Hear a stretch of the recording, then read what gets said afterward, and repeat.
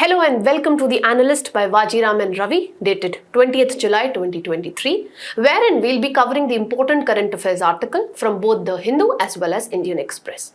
And the handout of this very discussion would be available to you in the description below. Let's have a look over the articles that we are going to cover today. So firstly, we'll try to understand that why Parliament is unable to ensure executive accountability.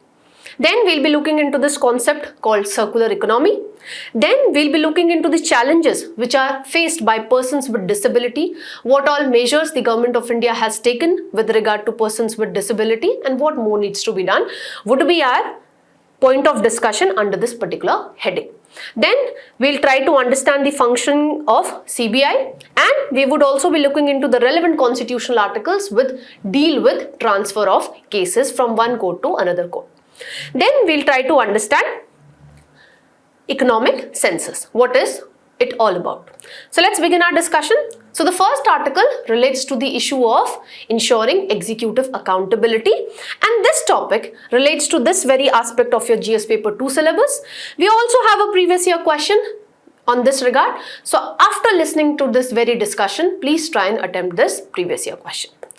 Let's try and understand the context first. So the context is something which we all would be aware of, that is, the deadlock is continuing between the opposition political party and the ruling party because they want an official statement from the Honorable Prime Minister on the Manipur violence.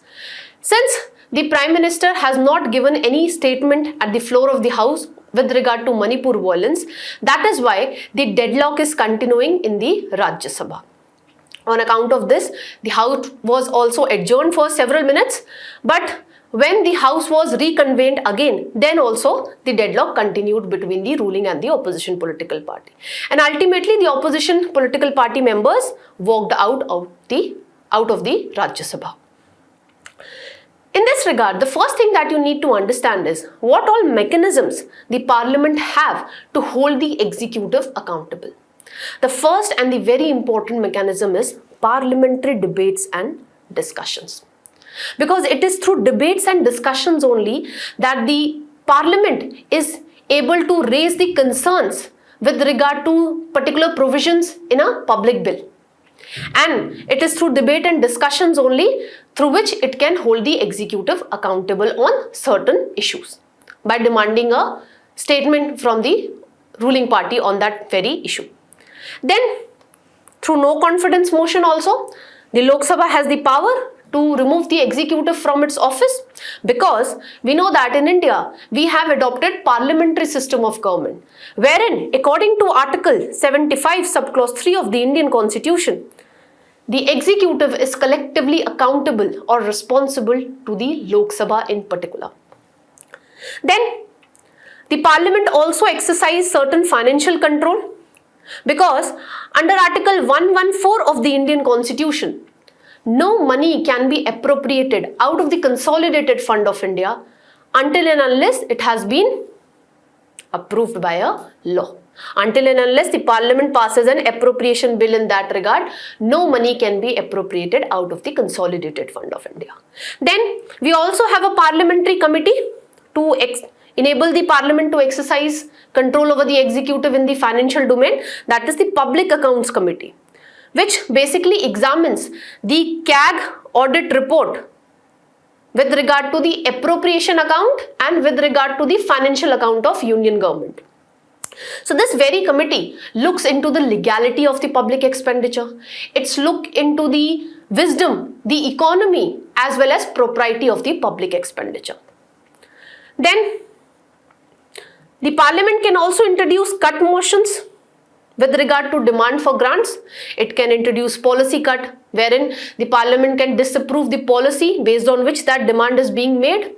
Then it can also introduce economy cut to basically reduce the demand for grant to a particular extent, because that demand for grant is basically going to have a negative impact on the economy. Then the Parliament can also introduce token cut motion as well. So through these cut motions, the Parliament exercises financial control over the executive. Then the Parliament also exercises legislative control over the executive through parliamentary committees. it was on account of severe criticism of the data protection bill by the Joint Parliamentary Committee that it made the ruling government to withdraw the data protection bill previously. So the parliamentary committee basically play a crucial role in enabling the parliament to uphold the executive accountable, especially when it comes to the legislative domain, because it is the parliamentary committees which do detailed scrutiny of various bills and laws. Then when it comes to the ordinance also, all the ordinances ultimately need the approval of the parliament. So whenever the houses of the parliament reassemble, then the ordinances needs to be placed before the houses of the parliament. And if the parliament do not approves that ordinance within 6 weeks of its reassembly, then the ordinance ceases to operate. And lastly, through question hour and zero hour as well, the parliament is able to exercise control over the executive, wherein the MPs can raise questions to the ministers as well as members of the ruling party to get information from the ministers on a particular issue. Then the next aspect that you need to understand with regard to this very article is, what are the reasons why we are witnessing ineffective parliamentary control when it comes to ensuring executive accountability? The first and the foremost reason is lack of effective opposition. What we have witnessed is, both in 16th as well as in 17th Lok Sabha, no political party had the requisite number to get the designation of leader of opposition. In order to get this designation, the political party needs to have 1/10 of the total strength of that house. That means in Lok Sabha, a particular political party needs 55 seats in order to get this designation. What we are witnessing on account of this is, according to PRS report, in the monsoon session of 2021, 20 bills were passed without effective debates and discussion. Then we are witnessing increase resorting to ordinance route from the executive end. In 1950s, around 7 ordinances were passed per year, but now this number has increased to 15 in 2020. So this increase resorting to ordinance route basically undermines the role of the parliament when it comes to the legislative work. Then we are also witnessing this phenomena called delegated legislation. What is this delegated legislation? Under this, the parliament basically outlines the broad framework with regard to a particular law, and it leaves it to the executive to fill in the minute details. So this delegated legislation is basically increasing the power of the executive when it comes to the legislative domain. And at the other end, it is undermining the role of the parliament in this regard. Then another phenomena that we are witnessing is less number of bills are being referred to parliamentary committees. In the 15th Lok Sabha, around 71% of the bills were being referred to the parliamentary committees. Now this number has reduced to around 12% in the 17th Lok Sabha. This also undermines the role of the parliament when it comes to exercising control over the executive, because as we discussed previously, that it was on account of severe criticism of the parliamentary committee that the government has to withdraw the data protection bill. But now, since less number of bills are being referred to the parliamentary committees, the parliament is not able to exercise effective control over the executive. Then there is lack of debate and discussion. According to the data, in the 15th Lok Sabha, around 80% of the bills were introduced and passed on that very day. And this number has increased to around 69% in the 17th Lok Sabha. And the average time which the parliament is spending when it comes to discussing a particular bill has reduced from around 213 minutes in 2019 to around 85 minutes in 2021. Then there is lack of intra-party dissent as well. This is on account of 10th schedule of the Indian Constitution, wherein a member of parliament who belongs to a particular political party cannot vote or abstain from voting contrary to the direction issued by the party whip. So, the member of parliament are not able to express their views, their concerns with regard to a particular bill against their party ideology. So it basically reduces an MP to become a delegate of the political party rather than being a true representatives of the voters. Then what we are witnessing is partisan role of the speaker, especially with regard to adjudicating the cases which deals with the disqualification under the 10th schedule. And recently the speaker passed the Aadhaar bill as a money bill, basically to circumvent the scrutiny from the Rajya Sabha in that regard.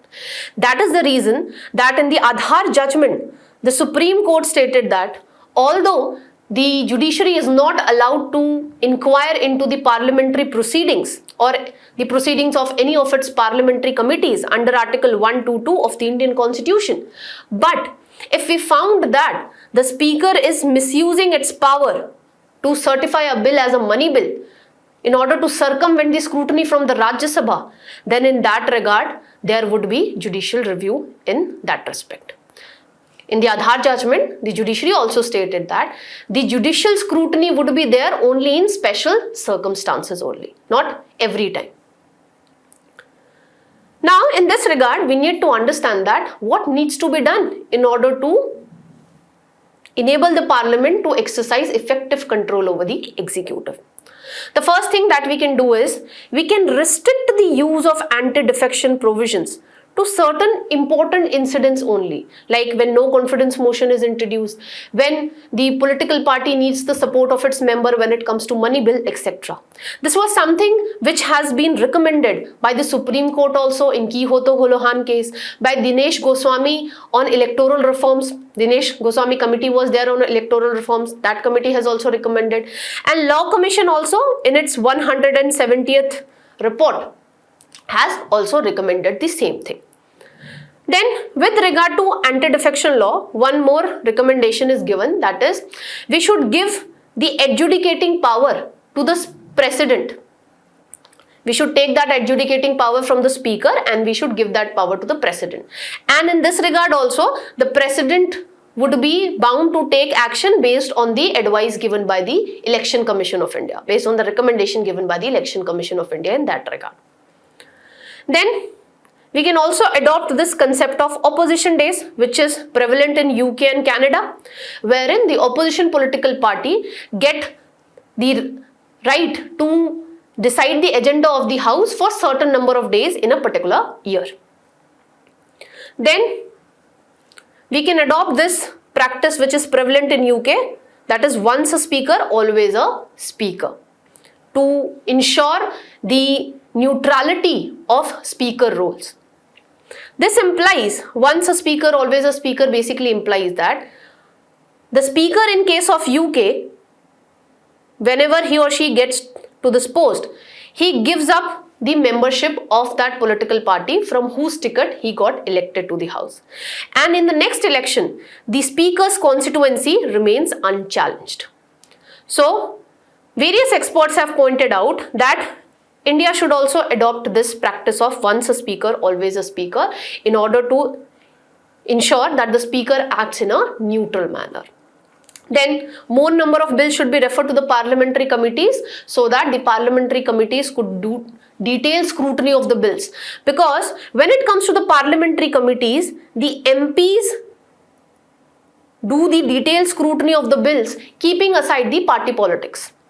So more number of bills should be referred to the parliamentary committees so that the MPs could raise their concerns with regard to a particular bill, detailed scrutiny of the bills could be done, and based on the recommendations or the advice given by the parliamentary committees, the parliament can hold the executive accountable with regard to that particular bill.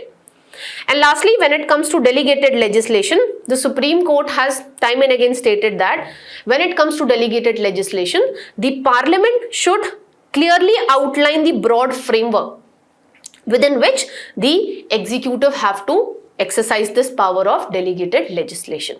It should not give more powers to the executive when it comes to the legislation work.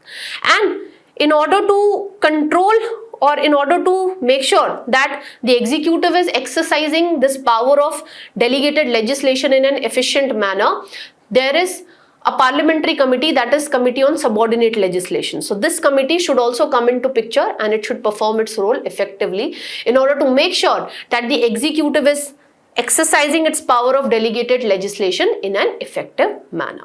This is all that we need to know with regard to this article. Let's move to the next one. Now this next article relates to the concept of circular economy, and this article relates to this very topic of your GS paper 3 syllabus. Let's try and understand the context.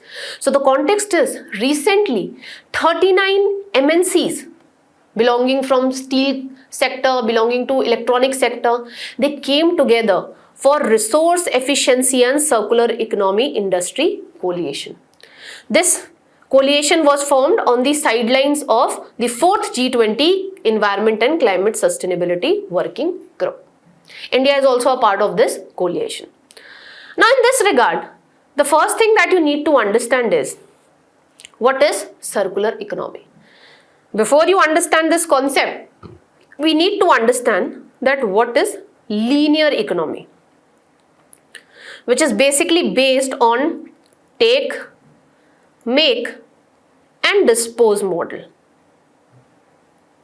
This is the conventional model which is currently in place.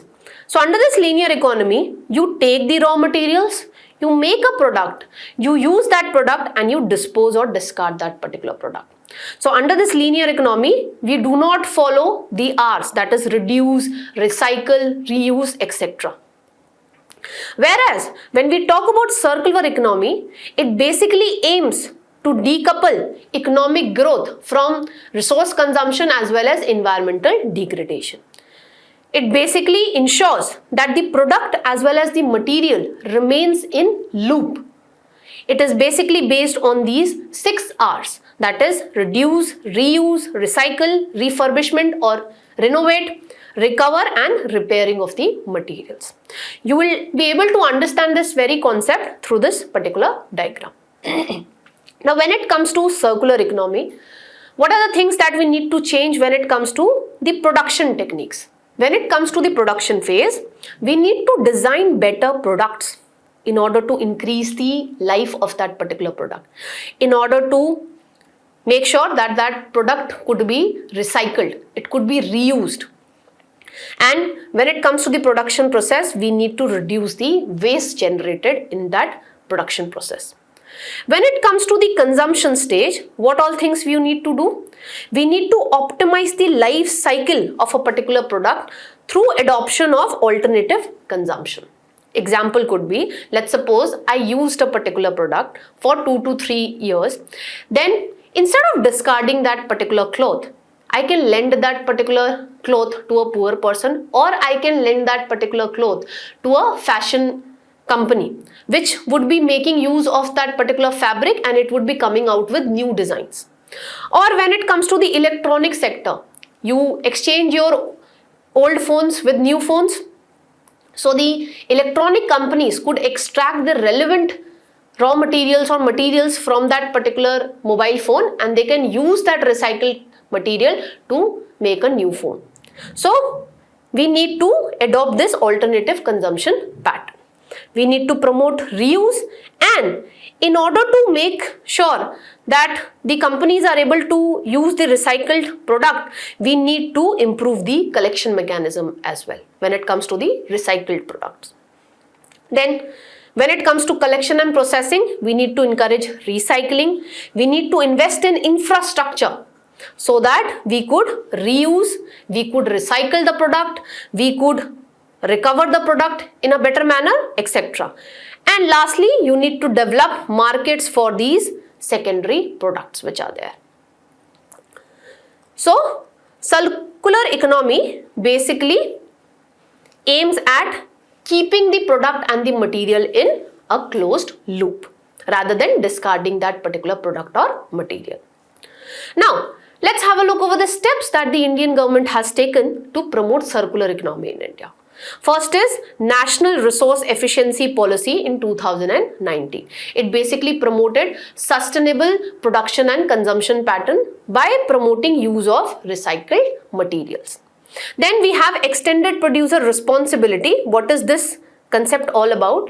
Wherein the producers or the manufacturers are made responsible to collect the waste generated after the product has been used by the consumer. For example, when you eat Lays, you throw away the packet. Now, under this extended producer responsibility framework, it would be the responsibility of the Lays company to collect that particular waste material. That is Lays packets which are there after you have consumed the product. This is something which has been provided under the Plastic Management Amendment Rules 2022. And under this Plastic Management Amendment Rules 2022, around 2.6 million tons worth of extended producer certificates have been issued till now. Then the government has also come up with Govardhan scheme, wherein it promotes the people living in the rural areas to sustainably manage the organic waste, that is the waste which is coming from agriculture as well as animal residue, and to convert that organic waste into wealth, that is to convert that organic waste into biogas and organic manure, which they can further use again in the agriculture. Then under PM Pranam scheme, the government is basically promoting the use of biofertilizer and it is disincentivizing the use of chemical fertilizers.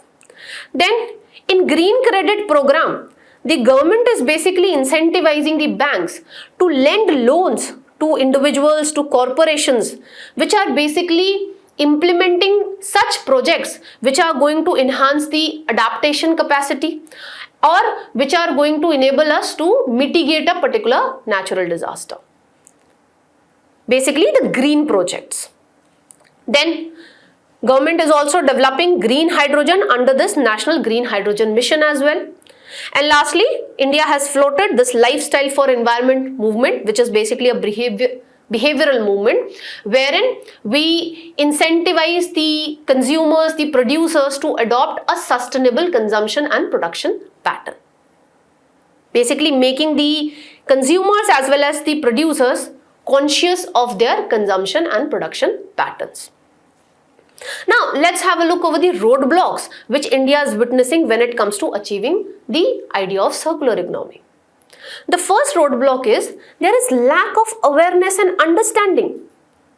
When it comes to the producer, they are more interested in making short-term profits rather than focusing on long-term sustainability. When it comes to the consumers, they also do not understand this very concept of circular economy. So, they do not demand the products which are made for circularity. Example, you prefer to take a plastic bag instead of taking jute bags, which are recyclable. Then, when it comes to policymakers also, the policymakers also lack a clear vision when it comes to the circular economy. Then, there is inefficiency in waste management sector as well. When it comes to India, we have a vast informal sector which basically collects the waste and manages the waste disposal. Since they are not aware of this circular economy concept, they resort to polluting waste disposal methods like burning the waste or disposing that waste in the landfills. Secondly, there is inefficient segregation of the waste as well. If you look in your household as well, we do not segregate wet and dry waste. And this ultimately impacts the efficiency of the organizations to extract wealth from the waste. Then, when it comes to India, we lack the differentiation between circularity and recycling. If you look at the policies that we discussed right now, major emphasis is being paid to recycling of the materials. Whereas circularity includes all the 6 R's, that is reuse, reduce the waste generation, repair, etc. So we need to take into account all the 6 R's. Merely recycling the materials would not serve the purpose. You also need to come up with better designs so that we can enhance the reuse capacity. We can enhance the lifetime of that particular product. Then In India, we are witnessing this phenomenon of downcycling as well. What is this downcycling? So what is happening is, from the recycled material, we are not able to make such products which are of high value or quality as compared to the original products. This is something that we are witnessing when it comes to plastic waste management. So we are not able to create wealth from this plastic waste. Why? Because we lack technology, we lack requisite infrastructure, and as I've told you, we do not segregate wet and dry waste. That leads to contamination of the waste, plastic waste. So that also severely impacts the ability of the organizations to make high valued product from the recycled material. And lastly, we have limited research and development focus when it comes to circular economy. Like I've told you, when it comes to circular economy, we require a fundamental shift in our production patterns as well as consumption patterns. For that, we need to focus on research and development. We need to come up with better designing. We need to come up with the ways how we can collect the recycled material in a better manner, how we can use the recycled material to produce high quality products. And ultimately, over a period of time, we are going to witness the challenge of resource depletion. So keeping that in mind, we need to focus on research and development in order to realize this idea of circular economy. Now in this regard, what needs to be done? First and foremost, we need to come up with a national level vision document on circular economy, wherein the government should outline the goals and the strategies that how different sectors when it comes to Indian economy are going to realize this idea of circular economy. And in this vision document, the government should also provide policy incentives to the corporations and to the companies so that they adopt this concept called, or this practice called, circular economy. Then we need to create a circular economy stakeholder platform which would basically improve the collaboration between the government, between the industry, civil society, etc. And it would also become a platform for sharing of knowledge, sharing of best practices. And this platform would also enable the government to do informed decision making, because in this platform, the companies would be there, civil society would be there, so they could put forth their needs before the government. So based on their needs, the government can come up with informed policy decisions as well. Then we need to monitor how far we are achieving the vision of circular economy. In this regard, we need to monitor certain parameters, that is resource efficiency, recycling rate, etc. And through this monitoring mechanism, we would be able to assess the effectiveness of policy incentives, and accordingly we would be able to make changes in the policies. And this evaluation system would also enable us to figure out that what are the areas in which we need to work upon in order to further move towards this idea of circular economy. Then we need to reduce waste generation. As I've told you, we need to come up with better designing techniques so that we could reduce the waste generation in the production process, and we need to manage waste more effectively. In this regard, we need to make the informal workers who are working in waste collection and disposal, they need to be aware with regard to this principle of circular economy. And we also need support from the citizens as well when it comes to segregation of waste. Segregation of waste, that is wet and dry waste, so that we could extract the maximum out of the waste and we could produce wealth out of that. Then lastly, we need to invest in innovation and technology to develop new circular solutions. Basically, you need to invest in innovation and technology so that we could come up with better technology, how we can design a product in a better manner, how we can recycle the products in a better manner, and how we can produce effective and high quality products from that recycled material. So, All these things we need to do in order to realize the idea of circular economy. That is all that you need to know with regard to this article. Let's move to the next one. Now this next article relates to the issue of persons with disability, and this topic relates to this very aspect of your GS paper 2 syllabus. Let's try and understand the context. So the context is, recently the Parliamentary Standing Committee on Social Justice and Empowerment asked the official to use every resource to correctly estimate the specially abled persons population until the census results are out. Previously also, the government was facing the backlash on account of dropping down the questions which were related to disability in the National Family Health Survey, 6th round of National Family Health Survey. And in this regard, the government has replied that when it comes to the data on persons with disability, we largely rely on the census data, which is done by the Office of Registrar General of India, and on the sample data which is collected by NSO. Okay, so this is the context. Now the first thing that you need to understand with regard to this article is, who are persons with disability? Now, according to United Nations Convention on the Rights of Persons with Disability, disabled peoples are basically those who suffer from long-term physical, mental, intellectual or sensory impairments, which basically impedes their fuller and effective participation in the society on an equal basis. Now, when it comes to India, let's have a look at what all issues the persons with disability face in India. First is issues related to health. Now, according to the census data of 2011, in India we have around 2.2% of the total population who are disabled. And you will be astonished to know that out of this 2.2%, 69% of the disabled population resides in the rural areas. Why is it so?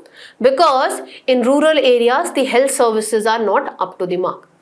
And there are two kinds of disability. One is a person who is born with disability and the person who has become disabled after getting born. Okay. So when it comes to the first aspect, that is you are born with disability, this is usually on account of lack of maternal care, lack of maternal health care. Okay, on account of poverty. This is prominently with the rural women who on account of poverty has to work in the last months of their pregnancy as well in order to make the ends meet. Then when it comes to education, we lack special schools for persons with disability, we lack the requisite teaching staff, and we also lack the relevant educational content when it comes to children with disability. Then when it comes to employment, although reservation has been provided to persons with disability under the Rights of Person with Disability Act 2016, but we witness that very few number of disabled people are employed, and the numbers are quite miserable when it comes to the private sector. Because in our society, we feel that a disabled person is not able to perform a particular task efficiently. And that is the reason that they time and again witness social exclusion. So when it comes to the society, we have a very negative attitude toward the differently abled people. And this becomes severe, especially with regard to the people who are witnessing mental health issues. Then the next issue is inadequate data and statistics. Why? Because the people are reluctant to disclose their disability aspect. That is the reason that we lack adequate data and statistics. And when it comes to government also, it is largely relying on census data as well as the sample surveys which are done by NSO. That is why in this regard, the Parliamentary Standing Committee on Social Justice and Empowerment has asked the union government to coordinate with the state governments and collect data from state governments, because state governments also time and again carry out surveys to basically measure how many differently abled people are there in the state. And it has also made an appeal that the surveyors under the Ministry of Statistics needs to be sensitized when it comes to the issues related to persons with disability. Now let's have a look over the measures which have been taken by the Government of India with regard to persons with disability. The first is legal measure. We have Rights of Persons with Disability Act 2016, which defined disability that it is a very dynamic concept. It also talks about benchmark disability. If a person is having 40% of a specified disability, then that person is termed as having benchmark disability. And children with benchmark disability have been provided with right to free education, who are in the age of 6 to 18 years of age, under this right of persons with disability. So under this act, the central government has till now recognized 21 types of disability, which also includes acid attacks as well. And in this, the government has provided the persons with disability reservation in government jobs, which is around 4%, and reservation in education as well, which is around 5%. And special courts have also been set up in different districts to deal with the issues which relates to persons with disability. If somebody is committing certain offence with regard to a disabled person, then to look into that matter, special courts have also been created. And under this very act, national and state funds have also been created to provide financial support to persons with disability. When it comes to the institutional measures, we have created Department for Empowerment of Persons with Disability, basically under the Ministry of Social Justice and Empowerment, which looks into all the issues which relate to differently abled people. Then we have Accessible India campaign, which basically intends to make the infrastructure more accessible to the differently abled people. It basically intends to make the transportation facility and information and communication technology ecosystem more accessible to the differently abled people. Then when it comes to the education measures, the differently abled people are also provided with scholarship under the Rajiv Gandhi Fellowship Scheme to enable them to pursue their PhD or MPhil degrees. When it comes to social measures, the government under the Deen Dayal Disabled Rehabilitation Scheme provide financial incentives to the NGOs so that they could carry out rehabilitation programs for the differently abled population. For example, setting up special schools for differently abled children. Then there are other measures as well. For example, Indian Sign Language Research and Training Center basically intends to promote the use of the sign language, and it intends to develop the requisite human resource in this regard. Similar is the case with National Institute of Mental Health Rehabilitation. It basically intends to promote the capacity building when it comes to mental health rehabilitation. Then, what more needs to be done in this regard? First and foremost, the state governments need to invest in health sector. Why? Because right now we discussed that around 69% of the differently abled people reside in rural areas. So the state governments need to heavily invest when it comes to the rural health infrastructure. And currently the states are spending around 2.2% of the GDP. This should be increased to around 2.5 to 3% of the GDP. Then we need to sensitize the society with regard to the issues and challenges which are witnessed by the differently abled people, and we need to basically change the attitude of the society. We should stop considering that the differently abled people could not do a specific task efficiently. In this regard, the Honorable Prime Minister has come up with the word Divyangs. So this word basically intends to change the societal attitudes towards the differently abled people. We need to carry out more sensitization programs in order to make the society aware with regard to the issues and challenges being witnessed by persons with disability. Then we need to make requisite changes in the building codes. We need to basically make all our building, all our public infrastructure more accessible to the differently abled people. Because what we are witnessing currently is, even today, the differently able children, when they go to give the exams, they do not find the infrastructure more accessible to them. So when it comes to building a particular complex or a particular building in a particular area, we need to make sure that all the infrastructure that we are building should be made in such a manner that it is accessible to the differently abled people. Then we need to strengthen the grievance redressal mechanism. In this regard, we have a Sogamya Bharat app which basically enables a differently abled person to report that this particular infrastructure in this particular region is not accessible to a differently abled person. Now, we witness a lot of issues when it comes to the functioning of this very app. So the government needs to rectify the issues which the differently abled people are witnessing when it comes to using this Sogamya Bharat app. So basically we need to enhance the user efficiency of this particular app so that the differently abled people could effectively raise their grievances in this very app. Then we need to improve the use of technology when it comes to helping the differently abled people. We should learn from the example of Bhubaneswar, which has made use of technology to make the transportation and mobility infrastructure more accessible to the differently abled people. And we should make use of technology so that we could create hearing aids, so that we could create prosthetic legs, and we should make better use of technology so that we could do away with the disability being witnessed by a differently abled people by making effective use of technology. For example, fifth sense. That is all that we need to know with regard to this article. Let's move to the next one. Now this next article basically relates to CBI and transfer of cases.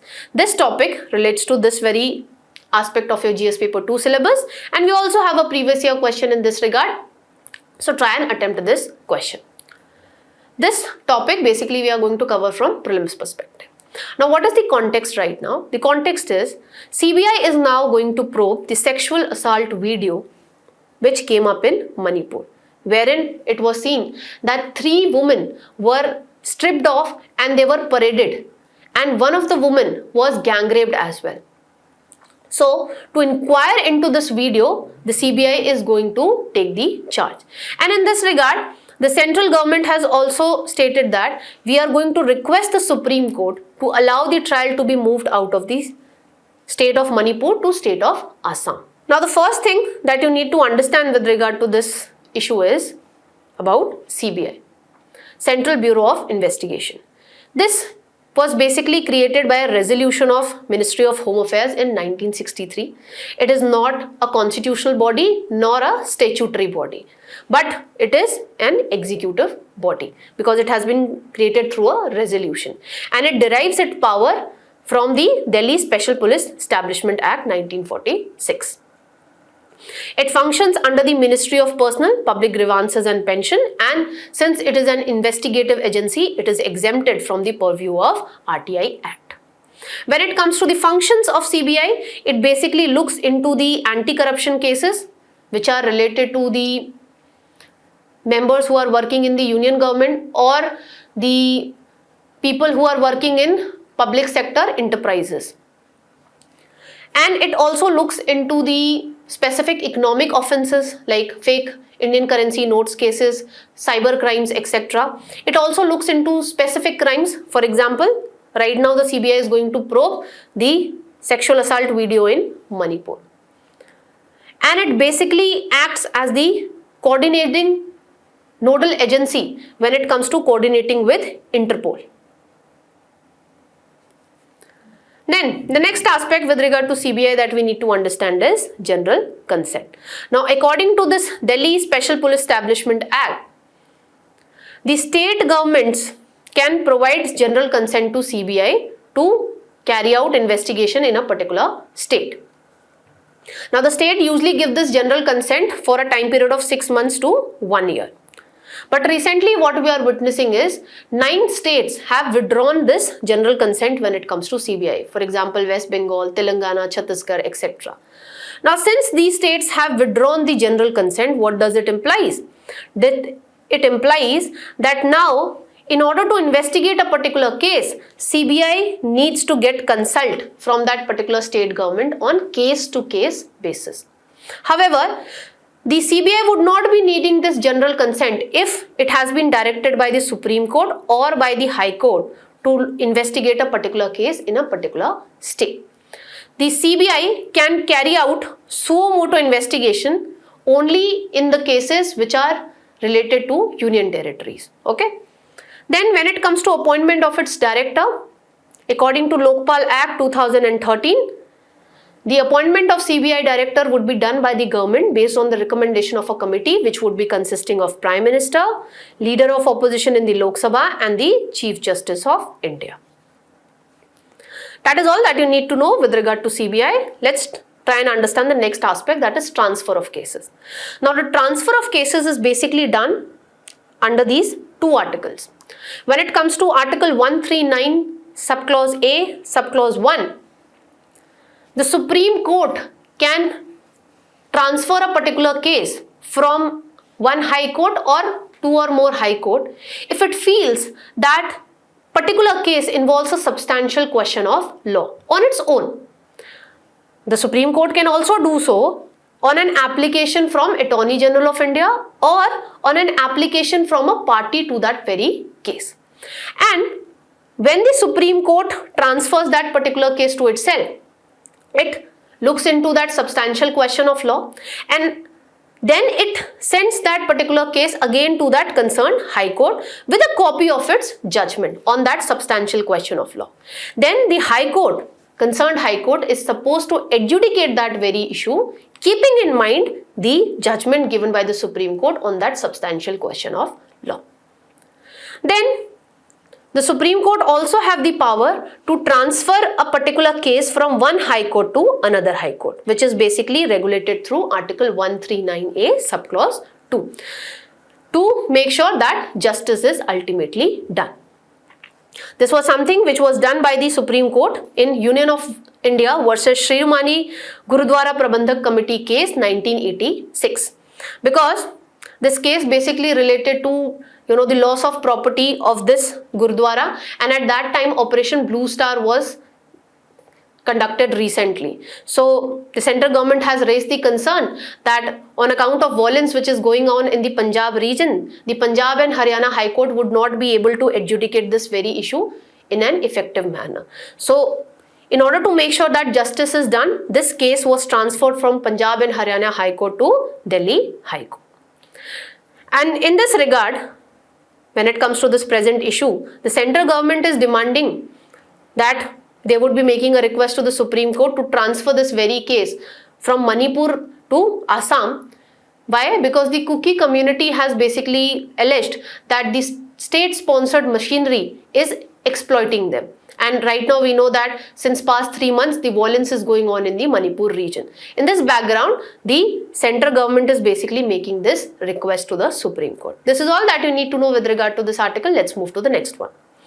Now this last article relates to economic census, and this article relates to this very topic of your GS paper 3, and it also relates to your prelim syllabus as well. Let's try and understand the context. So the context is, recently a parliamentary panel questioned the Ministry of Statistics and Program Implementation over the delay in the release of the results of 7th economic census. In this regard, the first thing that you need to understand is, what is economic census all about? So economic census basically provides us the data with regard to the economic units or establishments which are working within the geographical boundaries of India. But it does not take into account agriculture, practices like plantation, etc. Then the next aspect that you need to understand is, what is an establishment according to this economic census?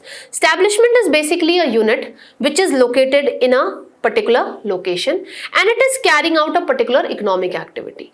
And whatever good it is producing, a part of that should be for sale purpose. So whatever good they are producing, all of that should not be for self-consumption.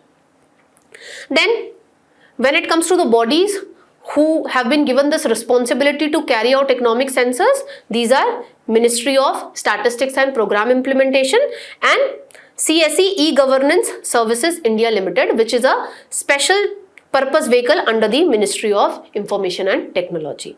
Then the collection of data is basically done under this Collection of Statistics Act 2008. So under this, door-to-door survey is being done. Then if you look at the history, so the first economic census was basically done in 1977. And if you look at the objectives, so the objective is, this economic census basically gives the policymakers the idea that what are the economic activities which are being carried out in different regions of India, how many people are engaged in different set of economic activities. So it basically enables the policymakers to come up with informed policy decisions. And when it comes to the 7th economic census, it was started in 2019 and the ground survey was completed in 2021 itself. But till now the result have not been published. Why?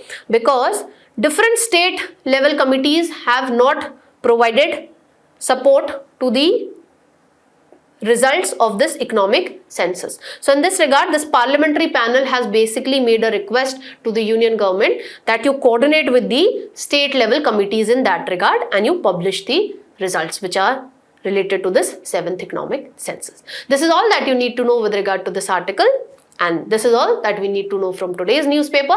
Thank you for listening to the discussion and all the very best for your preparation.